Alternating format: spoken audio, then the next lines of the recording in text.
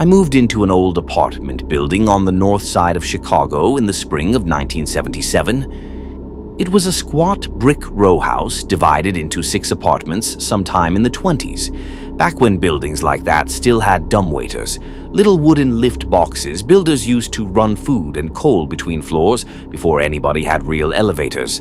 Ours hadn't worked in years.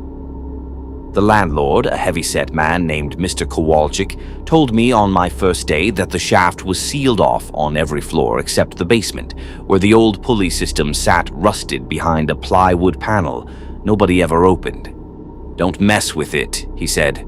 "Wiring's bad back there anyway." I didn't think twice about it.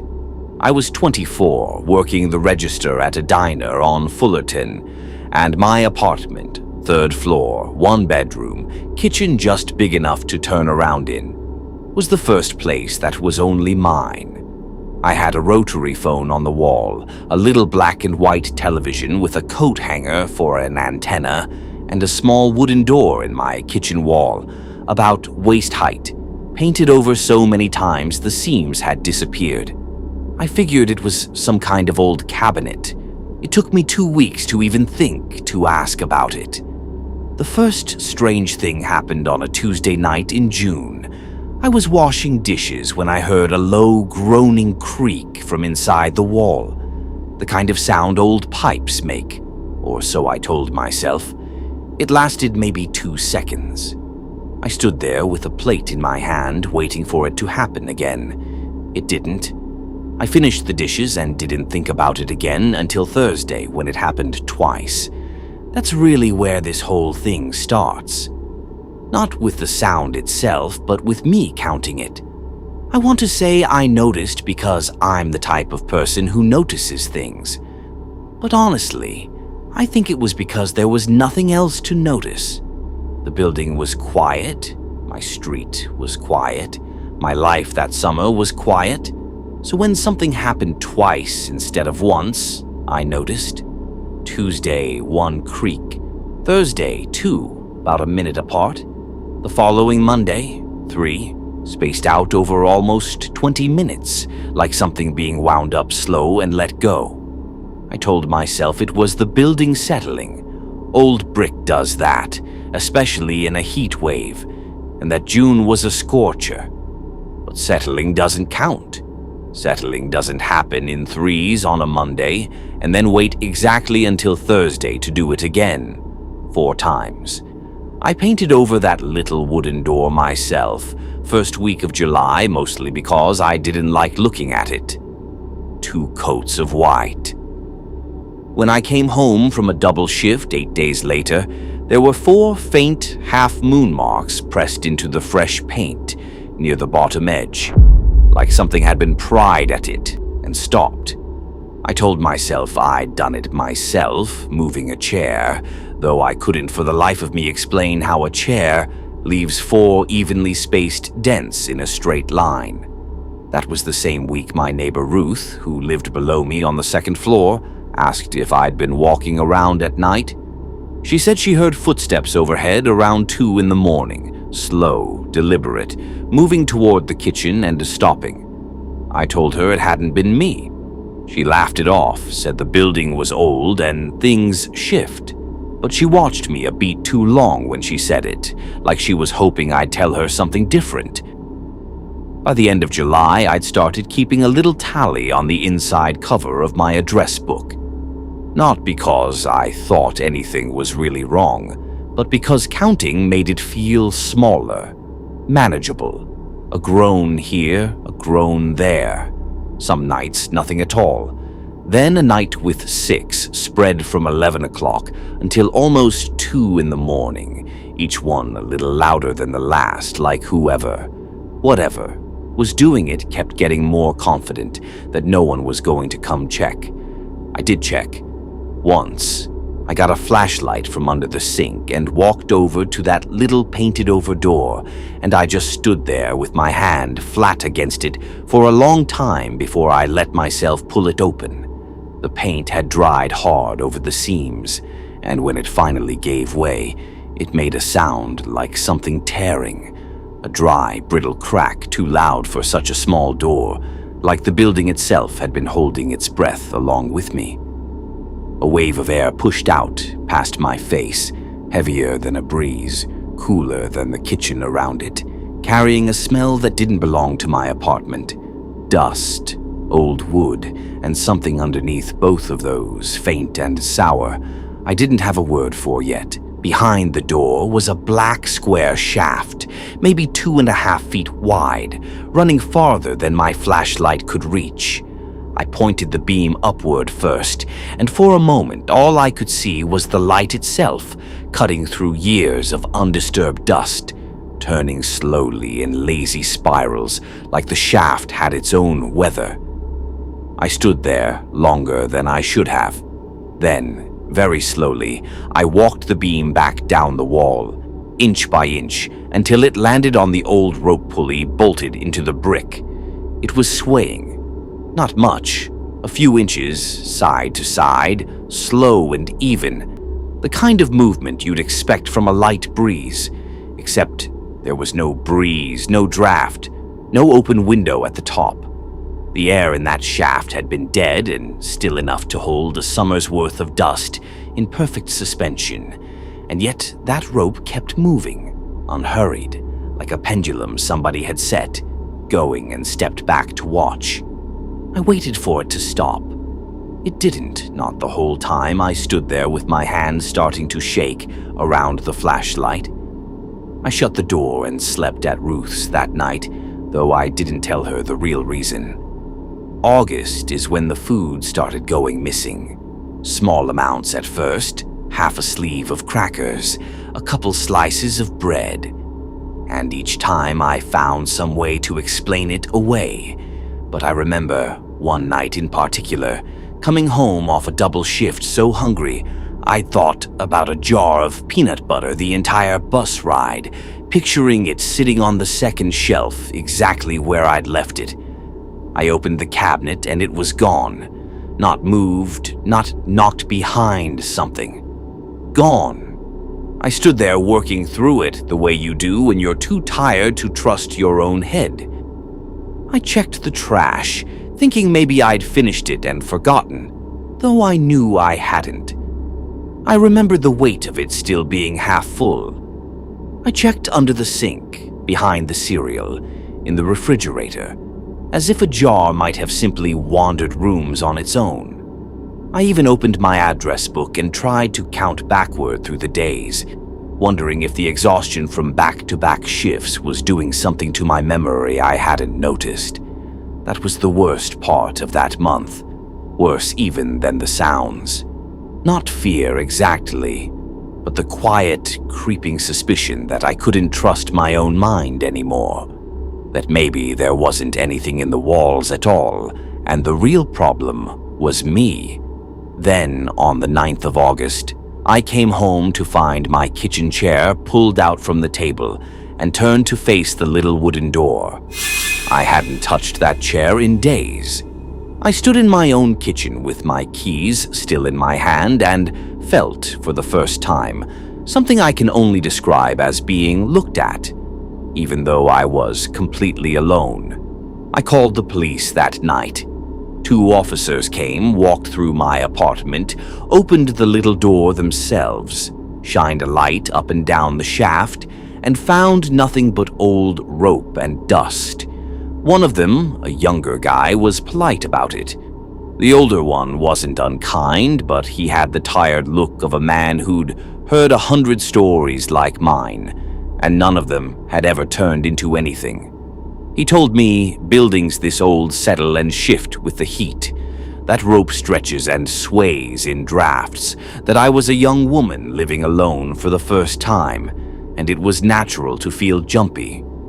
He wasn't wrong that I was jumpy. He was wrong about why. Before they left, the younger officer paused at the shaft door and asked Kowalczyk, who'd come up to let them in, whether the dumbwaiter connected all the way down to the basement. Kowalczyk said it used to, years back before the building got carved up into separate units, but that the shaft had been boarded over at the basement level ages ago. The officer nodded like that settled it. I remember thinking Kowalczyk didn't sound entirely sure of his own answer. After the police left, the creaking stopped for 11 days. I counted every one of them, and for the first time all summer, I let myself believe it was over. I started sleeping again. I stopped checking the little door before bed. I even had Ruth up for dinner on a Friday night, and we sat at that kitchen table like nothing in the world had ever been wrong with it. It was the 12th night that it started again, except this time it wasn't creaking. I was sitting alone at that same kitchen table, fork halfway to my mouth, dinner going lukewarm in front of me when it came from directly behind my chair. Not from the shaft across the room, but from the thin paneling a foot from my shoulder blades. I froze with the fork still in the air. It was heavier than a knock, duller, more deliberate. The sound of knuckles, not wood settling, not pipes. 3 of them, evenly spaced, then nothing. In the silence right after, the refrigerator compressor kicked off with a small mechanical shutter, and the whole apartment dropped into a silence I don't think I'd ever actually heard before. The kind where you become aware of your own pulse in your ears. I counted the seconds without meaning to, the way you count anything that scares you, because counting was the only thing that summer had taught me how to do. 10 seconds. 20. My breathing slowed almost against my will, like some old animal part of me understood that being quiet mattered more than being brave. Then it came again. Except this time it was higher. Not by much, maybe a foot, maybe less, but enough that my whole body understood before my mind did. Whatever was behind that wall had been sitting or crouched, and now it was standing. I didn't move, I didn't breathe. I sat at my own kitchen table with cold food in front of me and listened to something rise up inside the wall at my back, patient, unhurried, like it had all the time in the world and wanted me to know it. I didn't sleep that apartment again for 4 nights.